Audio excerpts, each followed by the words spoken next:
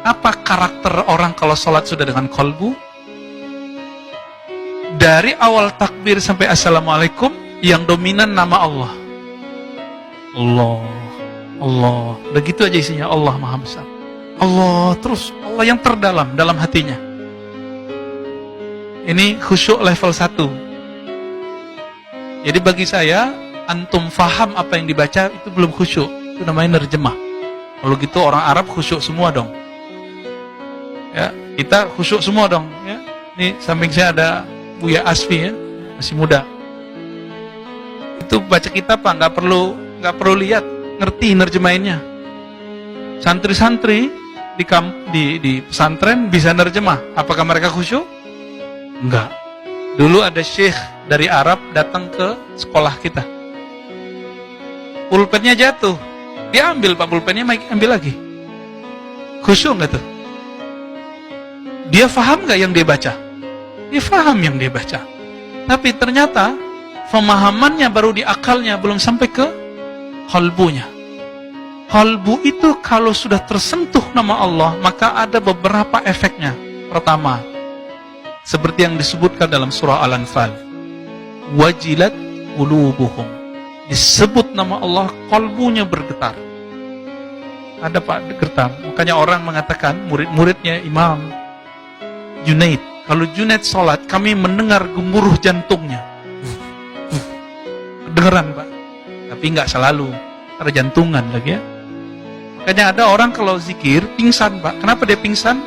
Karena jantungnya nggak beraturan. Nggak beraturan. Ya, saya dulu waktu umur 13-14 tahun sering pingsan kalau zikir. Tahu-tahu udah orang-orang udah nggak ada di masjid. Ya, apa yang kita baca? Kita cuma baca la ilaha illallah, bergoncang dalam ini, pingsan. Dan itu berbulan-bulan. Orang bilang saya, wah ini orang udah nggak beres nih gitu. Hampir aja dibilang gila kita Pak.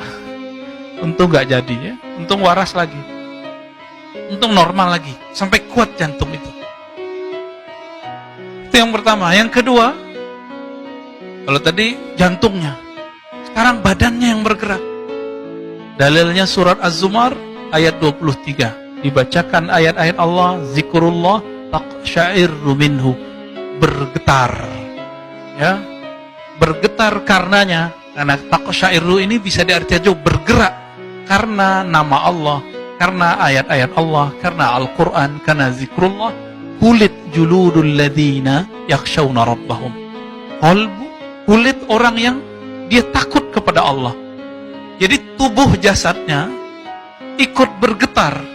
Pernah lihat ada orang main bola atau nonton bola, ketika bolanya mau gol, badannya ikut teriak. Mulut teriak, badannya ikut melonjak. Pernah lihat?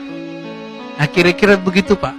Ketika kalimatullah ini dibaca oleh si fulan ini, dan dia tahu tekniknya diajarkan oleh gurunya yang bersanad kepada Rasulullah, lalu dia hunjamkan ke kolbunya. Di saat kalimah itu mau masuk ke dalam kolbu, terjadilah hentakan. Itu sebabnya kenapa sebagian orang-orang ahli zikir itu zikirnya dia sembari bergerak, bukan dibuat-buat itu. Ya, kita aja yang bilang dia kesurupan. Beda Pak, kesurupan jin sama kemasukan kalimatullah itu beda. Yang ngeruqyah butuh diruqyah lagi tar. Jadi pernah kejadian orang zikir begini lagi asyik, diruqyah sama teman kita. Bingung dia, ya.